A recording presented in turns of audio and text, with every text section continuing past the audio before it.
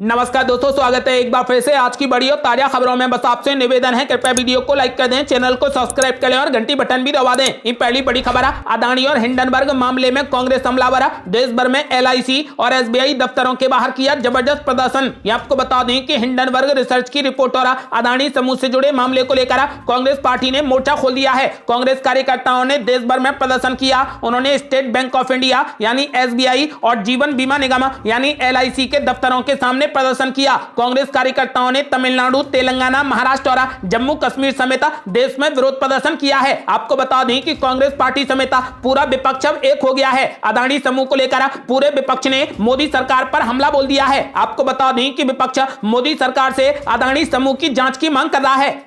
और बड़ी खबर, अडानी मामले पर राहुल गांधी ने मोदी सरकार पर बोला जबरदस्त हमला। बोले दूध का दूध और पानी का पानी होना चाहिए। ये आपको बता दें कि अडानी ग्रुप के खिलाफ लगे धोखाधड़ी के आरोपों को लेकर विपक्ष लगातार सरकार पर हमलावर है। इस मुद्दे पर संसद के दोनों सदनों में जमकर हंगामा हुआ, जिसके बाद कार्यवाही को स्थगित कर दिया गया। इस बीच कांग्रेस सांसद राहुल गांधी ने भी इस मुद्दे को लेकर सरकार पर जमकर हमला बोला। राहुल गांधी ने कहा कि सरकार पूरी कोशिश करेगी कि संसद में अडानी मुद्दे पर कोई भी चर्चा ना हो। सरकार नहीं चाहती कि अडानी के मामले पर संसद में चर्चा हो, वो डरी हुई है। सरकार को संसद में इस पर चर्चा की अनुमति देनी चाहिए। संसद में इस पर चर्चा जरूर होनी चाहिए। अडानी जी के पीछे कौन शक्ति है, देश को यह पता लगना चाहिए। कांग्रेस सांसद राहुल गांधी ने आरोप लगाया कि मैं सरकार के बारे में काफी समय से बोल रहा हूं कि हम दो हमारे दो। अब मोदी जी पूरी कोशिश करेंगे कि अडानी जी पर चर्चा ना हो। उसका कारण आप सभी जानते हैं। मैं 2 से 3 साल से यह मुद्दा उठा रहा हूं। मैं चाहता हूं कि दूध का दूध और पानी का पानी होना चाहिए। जो लाखों करोड़ रुपए का भ्रष्टाचार हुआ है उसके बारे में चर्चा होनी चाहिए। कांग्रेस समेत कई विपक्षी दलों के नेताओं ने सोमवार को अडानी ग्रुप के खिलाफ लगाए गए आरोपों से जुड़े मामले को लेकर संसद भवन के परिसर में महात्मा गांधी की प्रतिमा के सामने जबरदस्त प्रदर्शन किया। विपक्ष ने संयुक्त संसदीय समिति यानी JPC गठित करने और सुप्रीम कोर्ट की निगरानी में मामले की जांच कराए जाने की मांग की है।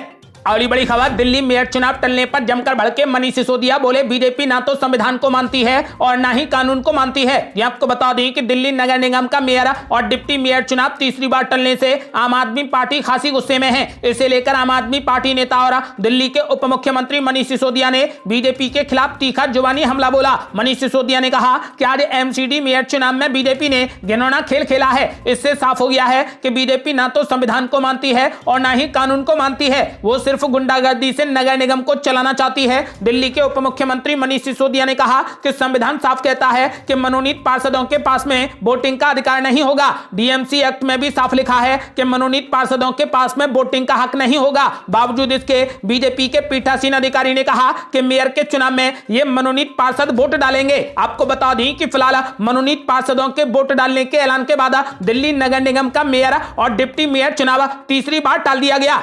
अगली बड़ी खबर, त्रिपुरा में जमकर गरजे गृह मंत्री अमित शाह। बीजेपी पर बोला जबरदस्त हमला। बोले कम्युनिस्ट क्रिमिनल है और कांग्रेस करप्ट है। ये आपको बता दें कि त्रिपुरा विधानसभा चुनाव में बीजेपी अपनी पूरी ताकत झोंकने में लगी है। इसी के तहत केंद्रीय गृह मंत्री अमित शाह सोमवार को विजय संकल्प जनसभा को संबोधित कर रहे थे। इस रैली में अमित शाह ने माकपा और कांग्रेस पर जमकर हमला बोला। अमित शाह ने कहा कि कम्युनिस्टों के शासनकाल में त्रिपुरा को अंधकार मिला था, लेकिन बीजेपी ने राज्य के लोगों को अधिकार दिया। माकपा और कांग्रेस गठबंधन पर निशाना साधते हुए अमित शाह ने कहा कि कम्युनिस्ट क्रिमिनल है और कांग्रेस करप्ट है। आज दोनों एक साथ हो गए हैं, जबकि बीजेपी पर घोटाले का एक भी आरोप कोई नहीं लगा सकता। अमित शाह ने आगे कहा कि बीजेपी ने मोदी जी के नेतृत्व में पारदर्शी सरकार चलाई है, गरीबों का कल्याण करने वाली सरकार चलाई है। आपको बता दें कि माकपा और कांग्रेस गठबंधन पर अमित शाह ने सीधे हमला बोला। उन्होंने कहा कि कम्युनिस्ट क्रिमिनल है और कांग्रेस पार्टी करप्ट है। अगली बड़ी खबर, अडानी ग्रुप की JPC जांच पर अड़ा विपक्ष। बैनर पोस्टर लेकर संसद परिसर में किया प्रदर्शन। ये आपको बता दें कि अडानी समूह पर आए संकट को लेकर देश भर में बहस हो रही है। हिंडनबर्ग की रिपोर्ट आने के बाद से अडानी के शेयर भी लगातार गिरे हैं। उनकी मुश्किलें कम होने का नाम नहीं ले रही। इस बीच कांग्रेस पार्टी समेत अन्य विपक्षी दलों ने अडानी समूह का संकट और बढ़ा दिया है। विपक्ष ने अडानी समूह संकट पर संयुक्त संसदीय समिति यानी JPC या फिर सुप्रीम कोर्ट की निगरानी में जांच की मांग की है। विपक्ष JPC जांच को लेकर लगातार सरकार पर दबाव बना रहा है। संयुक्त संसदीय समिति यानी जेपीसी या फिर सर्वोच्च न्यायालय की निगरानी में अडानी समूह के मामले की जांच की मांग को लेकर विपक्षी सांसद संसद परिसर में गांधी प्रतिमा के पास में इकट्ठा हुए। सांसदों की मांग है कि अडानी मामले में सरकार जेपीसी या फिर सर्वोच्च न्यायालय की निगरानी में जांच कराए। सांसद अपने हाथों में बड़े बड़े बैनर और पोस्टर भी लिए हुए हैं। आपको बता दें कि वहीं भाजपा पहले ही कह चुकी है कि जेपीसी जांच की मांग जायज नहीं है, लेकिन विपक्ष जांच की मांग को लेकर अड़ा हुआ है। आपको बता दें कि राज्यसभा में विपक्ष के नेता मल्लिकार्जुन खड़गे ने कहा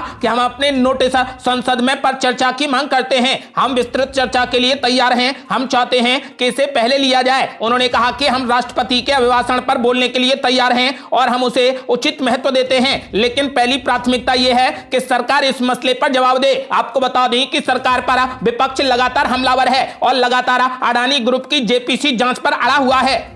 और बड़ी खबर, अडानी मामले पर संसद के दोनों सदनों में भारी हंगामा। लोकसभा के बाद राज्यसभा की कार्यवाही भी की गई स्थगित। आपको बता दें कि संसद में आज अडानी मामले को लेकर विपक्ष ने जबरदस्त हंगामा किया, जिसके बाद लोकसभा और राज्यसभा की कार्यवाही को स्थगित कर दिया गया। टीएमसी सांसद डेरेक ओब्रायन ने कहा कि संसद में सरकार को घेरने का अच्छा मौका है। अडानी ग्रुप विवाद को लेकर कांग्रेस ने पीएम नरेंद्र मोदी पर सीधा हमला बोला। जयराम रमेश ने ट्वीट कर कहा कि पीएम मोदी ये कहकर नहीं बच सकते कि हम अडानी के हैं कौन। वहीं इस मामले पर जेडीयू अध्यक्ष ने भी मोदी सरकार को घेरते हुए कहा कि देश में कॉर्पोरेटिव फ्रॉड हुआ है, सरकार चुप क्यों है। कांग्रेस का कहना है कि वो इस पूरे मामले पर संसद में बात करना चाहती है, लेकिन उन्हें मौका नहीं दिया जा रहा। कांग्रेस पार्टी को अडानी मुद्दे पर विपक्षी दलों का भी समर्थन मिल रहा है। हालांकि बहुजन समाज पार्टी ने इस विरोध प्रदर्शन से दूरी बनाई हुई है। आपको बता दें कि फिलहाल पूरा का पूरा विपक्ष मोदी सरकार पर हमलावर है और अडानी ग्रुप की जांच की मांग कर रहा है।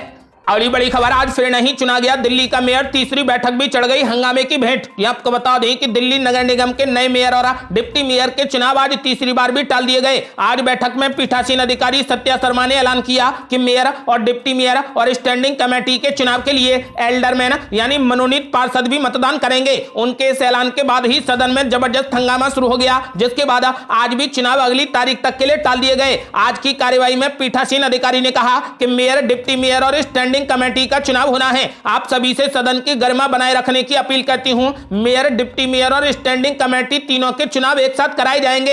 एल्डरमैन के मतदान करने के ऐलान के साथ ही सदन में जबरदस्त हंगामा शुरू हो गया। फैसले पर आम आदमी पार्टी ने आपत्ति जताई। आम आदमी पार्टी प्रवक्ता सौरभ भारद्वाज ने कहा कि भाजपा की बेईमानी सामने आ गई है और बीजेपी संविधान के खिलाफ मनोनीत सदस्यों से वोट करवा रही है।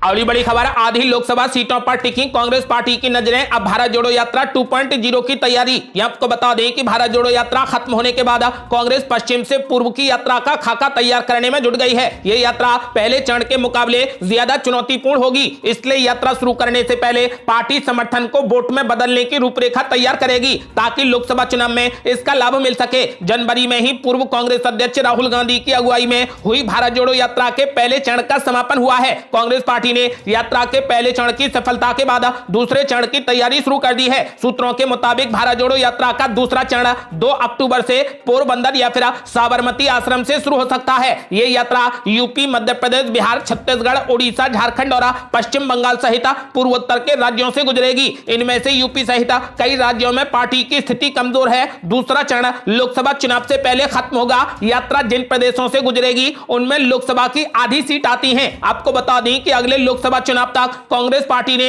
सड़क पर उतरने का पूरा प्लान तैयार कर लिया है। कांग्रेस पार्टी ने यात्रा के पहले चरण की सफलता के बाद दूसरे चरण की तैयारी शुरू कर दी है। सूत्रों के मुताबिक भारत जोड़ो यात्रा का दूसरा चरण 2 अक्टूबर से पोरबंदर या साबरमती आश्रम से शुरू होगा। अगली बड़ी खबर, यूपी सरकार से अडानी ग्रुप को लगा जबरदस्त झटका। प्रीपेड स्मार्ट मीटर लगाने का टेंडर कर दिया निरस्त। आपको बता दें कि हिंडनबर्ग के खुलासे के बाद एक तरफ अडानी समूह के शेयर धड़ाम हो गए हैं, तो वहीं अब अडानी ग्रुप को उत्तर प्रदेश सरकार ने भी तगड़ा झटका दिया है। अडानी ट्रांसमिशन, जीएमआर व इंटेली स्मार्ट कंपनी को मिलने वाला प्रीपेड स्मार्ट मीटर का टेंडर नष्ट कर दिया गया। उत्तर प्रदेश में 2.5 करोड़ प्रीपेड स्मार्ट मीटर लगाने के टेंडर की लागत 25,000 करोड़ थी। आपको बता दें कि मध्यांचल विद्युत वितरण निगम ने टेंडर कैंसिल कर दिया है। केवल मध्यांचल विद्युत वितरण निगम का 5,454 करोड़ का टेंडर था। टेंडर की अनुमानित लागत करीब 48 से 65% अधिक थी, जिसकी वजह से इसका विरोध शुरू से था। मीटर की कीमत करीब 9 से 10,000 रुपए पड़ रही थी, जबकि अनुमानित लागत 6,000 प्रति मीटर थी। आपको बता दें कि फिलहाल अडानी ग्रुप को यूपी सरकार ने भी बड़ा झटका दे दिया है। प्रीपेड स्मार्ट मीटर लगाने का टेंडर यूपी सरकार ने निरस्त कर दिया है। अगली बड़ी खबर, कांग्रेस पार्टी के लिए भारत जोड़ो यात्रा बूस्टर डोज, लेकिन क्या चुनावी राज्यों में दिखेगा इसका असर? ये आपको बता दें कि कांग्रेस ने भारत जोड़ो यात्रा को बूस्टर डोज की तरह बताया है, लेकिन क्या ये राजस्थान, छत्तीसगढ़, मध्य प्रदेश और कर्नाटक जैसे चुनावी राज्यों में उसके लिए नई जान फूंक सकेगी? ये लाख टके का सवाल है। कांग्रेस महासचिव जयराम रमेश ने बार बार दोहराया कि ये कोई चुनावी यात्रा नहीं बल्कि वैचारिक यात्रा थी, लेकिन राजनीतिक पंडितों का कहना है कि इसकी असली परीक्षा ये होगी कि क्या इसका चुनावों पर कोई असर होगा और क्या ये 2024 के चुनाव में कांग्रेस में नई जान फूंक कर उसका चुनावी भविष्य तय कर पाएगी। इस साल 9 राज्यों में विधानसभा के चुनाव होने की संभावना है और यात्रा इनमें से 4 राज्यों कर्नाटक, मध्य प्रदेश, राजस्थान और तेलंगाना से होकर गुजरी है। कन्याकुमारी से कश्मीर तक की 4,000 किलोमीटर की यात्रा ने निश्चित रूप से इन राज्यों में पार्टी कार्यकर्ताओं में नया जोश भरा है। अब देखने वाली ये बात होगी कि 9 राज्यों में पार्टी कितने राज्यों में अपनी सरकार बनाती है। अगली बड़ी खबर, नागालैंड चुनाव में भी आम आदमी पार्टी ने ठोकी ताल। पार्टी नेता बोले राज्य की राजनीति में है पैसे का खेल। ये आपको बता दें कि गुजरात विधानसभा चुनावों के बाद आम आदमी पार्टी राष्ट्रीय पार्टी का दर्जा प्राप्त कर चुकी है। अब देश के हर कोने में आम आदमी पार्टी अपनी उपस्थिति दर्ज करा रही है। इस कड़ी में आम आदमी पार्टी के पूर्वोत्तर प्रभारी राजेश शर्मा ने कहा कि नागालैंड में होने वाले विधानसभा चुनाव के लिए नामांकन दाखिल करने के अंतिम दिन पार्टी द्वारा प्रत्याशियों के नामों की घोषणा की जाएगी। उन्होंने कहा कि नागालैंड में राजनीति पैसे खेल है। नागालैंड में राजनीति की वर्तमान स्थिति पूरे तरीके से पैसे पर निर्भर है। आम आदमी पार्टी कभी भी ऐसी राजनीति को प्रोत्साहित नहीं करती है, लेकिन ऐसे उम्मीदवारों को चाहती है जो भ्रष्टाचार की राजनीति से ऊपर उठकर सकारात्मक बदलाव के लिए काम करना चाहते हैं। आपको बता दें कि फिलहाल आम आदमी पार्टी ने नागालैंड में भी चुनाव लड़ने का ऐलान कर दिया है।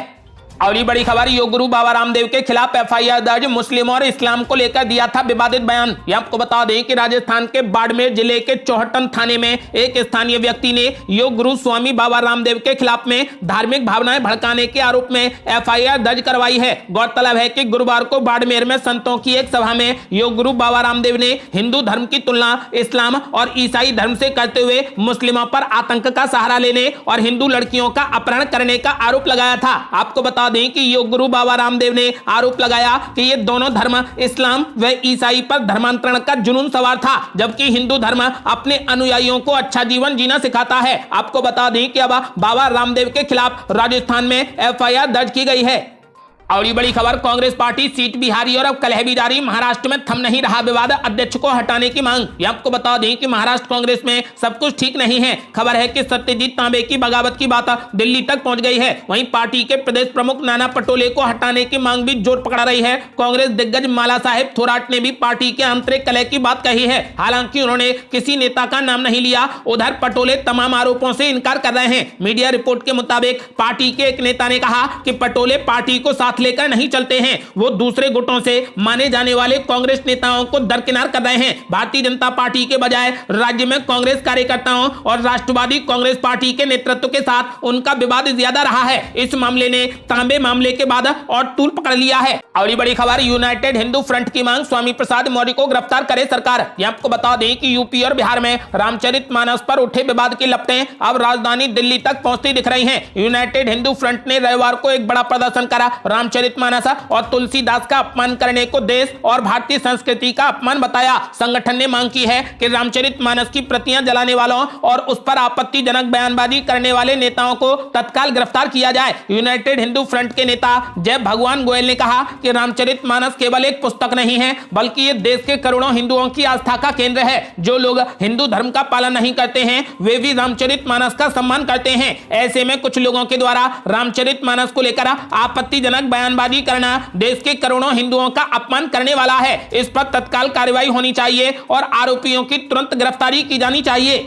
और ये बड़ी खबर, कांग्रेस पार्टी ने मुख्यमंत्री केजरीवाल से की इस्तीफे की मांग, बोली शराब घोटाले में उनकी संलिप्तता की हो जांच। ये आपको बता दें कि दिल्ली देश की राजधानी तो है ही, लेकिन लगातार राजनीतिक उठापटक और आरोप प्रत्यारोप की वजह से राजनीतिक घटनाक्रमों की राजधानी भी बन गई है। दिल्ली को सुशासन और बेहतर शिक्षा मॉडल देने का दावा करने वाले मुख्यमंत्री केजरीवाल और उनकी आम आदमी पार्टी लगातार भ्रष्टाचार और घोटाले को लेकर विपक्षी पार्टियों के निशाने पर बनी हुई है। कभी भारतीय जनता पार्टी तो कभी कांग्रेस पार्टी किसी न किसी मुद्दे को लेकर पार्टी और उसके मुखिया मुख्यमंत्री केजरीवाल पर हमलावर हैं। ईडी की चार्जशीट में शराब घोटाले में पहली बार मुख्यमंत्री केजरीवाल को आरोपी बनाए जाने पर बीजेपी ने आम आदमी पार्टी के ऑफिस के बाहर घेराव कर उग्र प्रदर्शन करते हुए केजरीवाल के इस्तीफे की मांग की थी। तो वहीं रविवार को दिल्ली कांग्रेस ने भी शराब घोटाले की जांच के लिए उन्हें हिरासत में लिए जाने की मांग कर दी। दिल्ली कांग्रेस कमेटी के अध्यक्ष अनिल कुमार चौधरी ने घोटाले में मुख्यमंत्री केजरीवाल का नाम सामने आने पर आरोप लगाते हुए कहा कि कट्टर ईमानदारी का दावा करने वाले मुख्यमंत्री केजरीवाल खुद ही कट्टर भ्रष्टाचारी निकले। उन्होंने कहा कि अगर ईमानदार आम आदमी पार्टी की सरकार दिल्ली में जन लोकपाल का गठन कर देती तो अरविंद केजरीवाल सहित उनके कई मंत्री और विधायक सत्येंद्र जैन के साथ में जेल में होते। आपको बता दें कि फिलहाल कांग्रेस पार्टी ने भी आम आदमी पार्टी के मुखिया केजरीवाल के खिलाफ इस्तीफे की मांग की है और उनकी जांच की मांग की है।